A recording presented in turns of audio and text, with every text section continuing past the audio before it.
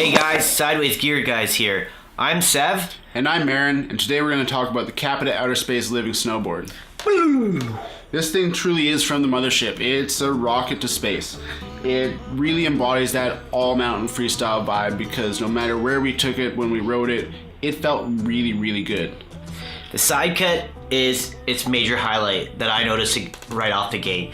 It's so smooth edge to edge, and even in that rough shit when you're getting through the crud to get to a pow patch, awesome. I can't believe this board for the price it's at. It's unbelievable. It was really smooth. The camber profile combined with the side cut, like Sev said, makes for a really fun riding board. This thing has camber between the feet and then rocker from the bindings out, making for a board that has a really nice ratio between power and playfulness. The pop is really smooth on this thing too. It's kind of different. When I was thinking about riding this board, I was like, okay, it's going to be a little bit dead, but it's not. Once you get in the air, it has that bit of like Michael Jordan hang time feel, which is exceptional, which is what you want out of an all-mountain freestyle board. When you're jumping it, that little bit of extra jam is exactly what you need to keep you safe and alive. I rode this board. This was the first board I rode for the weekend, and pretty much everything else I rode I was comparing against this. I just really actually learned what the price point was today, and it blows my mind that when I was riding some of the other stuff compared to what I rode here, how good this board stood up against everything else I rode that weekend.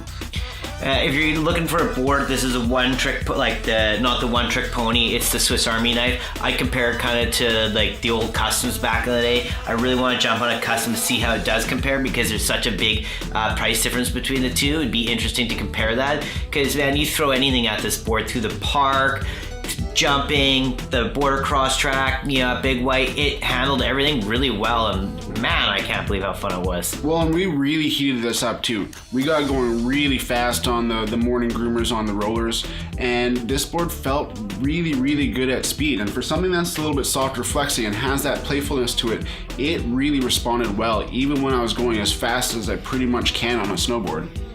And that's being surprising. I didn't know it had an extruded base instead of centered because it feels like it has a centered base. It's so dang fast. Yeah, I mean, chasing Seth through the boardercross, I actually had to throw the brakes on. I actually blew out because I didn't throw the brakes on and had to throw my head over my feet and slide out a corner because the board was a little bit more than I expected coming through one of those big bank turns. And then slowing it down and taking it through the park, and I don't ride much park anymore. I hopped on the boxes and the rails and I felt really comfortable right away. That nice softer flex made for a little bit of forgiveness, and it made me feel like a champion even though I don't hit park features really all that often anymore. So get off your couch, go down to your local shop, put this board in your hand, and if you're at a demo day and get the chance to, highly recommend getting on this board.